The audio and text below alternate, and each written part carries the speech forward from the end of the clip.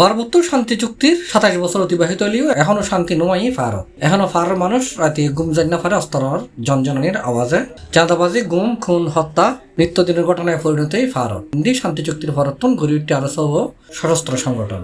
এই সশস্ত্র সংগঠনের আধিপত্যের বিস্তার করতে যায় এ পর্যন্ত কয়েক শতাধিক হত্যাকাণ্ড ঘটনা ঘটাই তারা অপহরণ, চাঁদাবাজিত চলেরই অভিযোগ আছে। চুক্তি পরবর্তী সময়ে শর্তভঙ্গ করে পিসি জেএসএসর সশস্ত্র গেরিলা শান্তি বাহিনী বিলুপ্ত ঘোষণা করলেও বাস্তবে এখনো তারা কার্যক্রম ভারত চলে।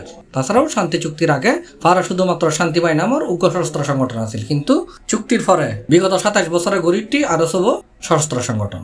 আর এইসব গ্রুপিনি ভারত চাঁদাবাজি, অপহরণ, গুম, খুম, গরিজার গণহারে ২০১৮-২০২৪ সালত সন্ত্রাসী লড়াই প্রাণ হারাই ৭ জন সেনা সদস্য সহ ৫২ জন পাহাড়ি বাঙালি। হিন্দি চুক্তির পক্ষ বিপক্ষ অবস্থান লয়ে এখনো সমাবেশত ব্যস্ত আছে পাহাড়ি বাঙালি সংগঠন নিয়ে।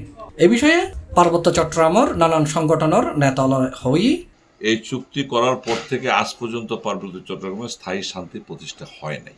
আওয়ামী লীগের সরকার দ্বিপাক্ষিক আলোচনার মাধ্যমে সন্তু লারমার সাথে এই চুক্তি সম্পাদন করেছিল। আজকে সে তার সেই ধারাবাহিকতা রক্ষা করতে পারে নাই। সন্তু লারমার নেতৃত্বকে চ্যালেঞ্জ করে পার্বত্য চট্টগ্রামে অনেকগুলো সশস্ত্র সন্ত্রাসী গ্রুপ তৈরি হয়েছে। আওয়ামী লীগ সরকার, বিএনপি সরকার কেউ আমাদের মূল যে লক্ষ্য উদ্দেশ্য, আমাদের মূল যে দাবি, আমাদের প্রাণের দাবি কেউ পূরণ করে নাই।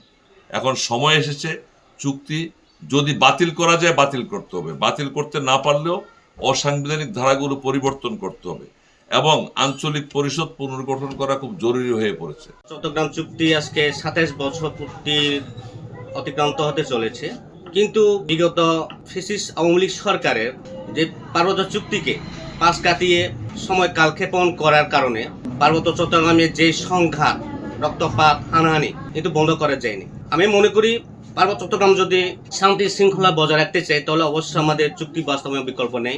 এবং আমাদের এই মুহূর্তে যে প্রধান উপদেষ্টা মহোদয় যিনি আছেন, আমরা মনে করি ওনার কাছ থেকে অনেক আমরা দেশবাসী প্রত্যাশা আছে, একই সাথে ওনার কাছ থেকে সারা বিশ্ব তাকিয়ে আছে। ওনার নেতৃত্বে বাংলাদেশ এগিয়ে যাবে। আশা করব উনি কিছু ইতিবাচক পদক্ষেপ নেবেন, যার মাধ্যমে আমাদের পার্বত্য এলাকায় আরও শান্তি প্রতিষ্ঠা হবে। এই চুক্তি পার্বত্য চট্টগ্রামের ইতিহাস তো বটেই, পার্বত্য চট্টগ্রামের জন্য তো বটেই, গোটা বাংলাদেশের জন্য একটি মাইল ফলক।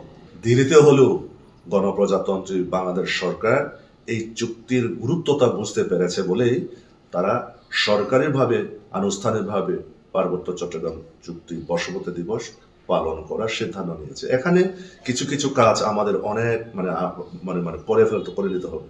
নতুন দিনের নতুন দিগন্তে, নতুন ধ্যান ধারণায় পার্বত্য চট্টগ্রামের সমস্যাকে সমাধান কল্পে অ্যাড্রেস করবে। এই শুভ দিনে আপনাদের সকলকে আমরা পাশে পেতে চাই, দেশকে পাশে পেতে চাই। ইন্দি ভারত সচেতন মহলে মনে করে শুধুমাত্র শান্তি চুক্তি বাস্তবায়নে ভারত নাজি শান্তি ফিরি নয়, ভারত স্থায়ী শান্তি প্রতিষ্ঠায় ব্যাক পক্ষলয় আলাপ আলোচনার মাধ্যমে ঐক্যমত্যের ভিত্তিতে উদ্যোগ নিলে এই সমস্যার সমাধান হবে। C+ চট্টগ্রাম।